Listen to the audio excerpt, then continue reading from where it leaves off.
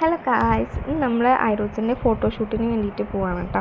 അവൻ്റെ ബർത്ത്ഡേ ആയിരുന്നു മാർച്ച് 21. അപ്പോൾ അതിന് മുന്നേ ആയിട്ട് നമ്മൾ കുറച്ച് ഫോട്ടോസൊക്കെ എടുക്കണമെന്നുണ്ടായിരുന്നു. അപ്പോൾ അതിന് വേണ്ടിയിട്ട് പോവുകയാണ്.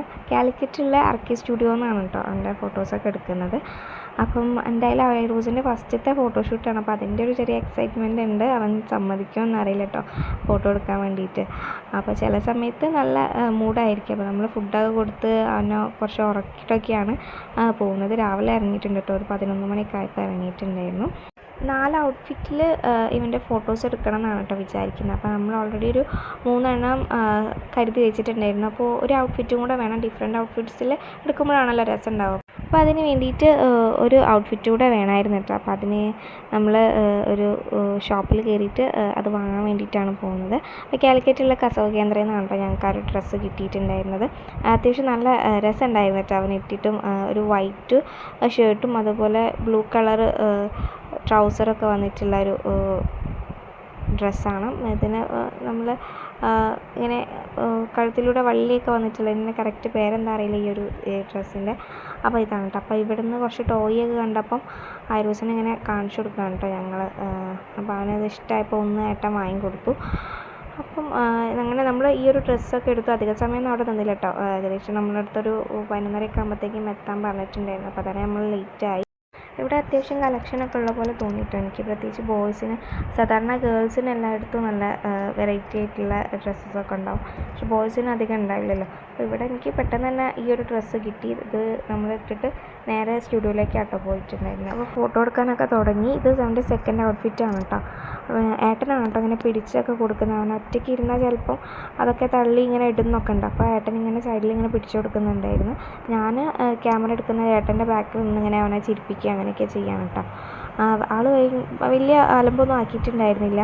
കുറച്ചൊക്കെ നമ്മളടുത്ത് സഹകരിച്ച് നിന്നിട്ടുണ്ടായിരുന്നു. പിന്നെ അവസാനമായപ്പോൾ ചെറിയൊരു മൂടൊക്കെ മാറിയിട്ടുണ്ടായിരുന്നു. എന്നാലും വലിയ കുഴപ്പമൊന്നുമില്ലായിരുന്നു കേട്ടോ.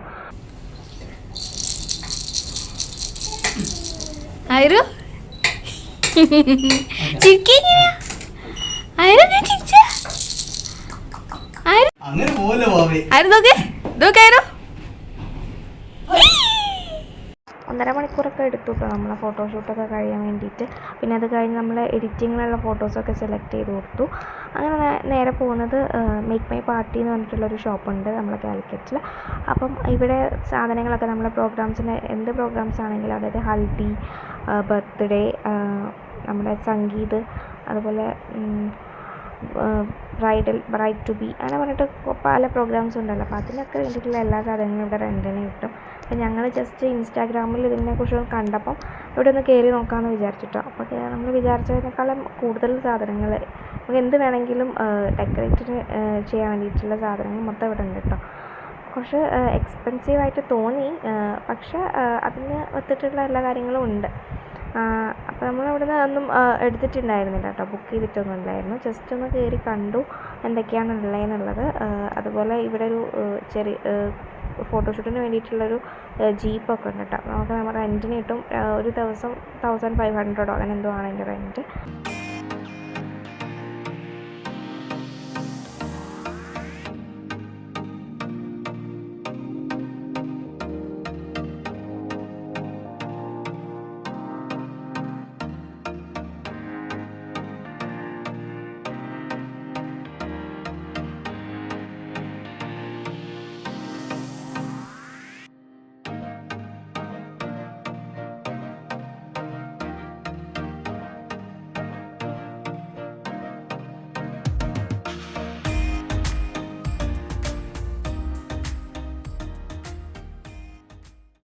അങ്ങനെ അതൊക്കെ കഴിഞ്ഞ് നമ്മൾ പിന്നെ നേരെ ഫുഡ് കഴിക്കാനാണ് കേട്ടോ പോകുന്നത്. അപ്പോൾ തന്നെ സമയം ഒരു 3 മണിയൊക്കെ ആയിട്ടുണ്ടായിരുന്നു. നന്നായിട്ട് വിശന്നിട്ടുണ്ടായിരുന്നു കേട്ടോ.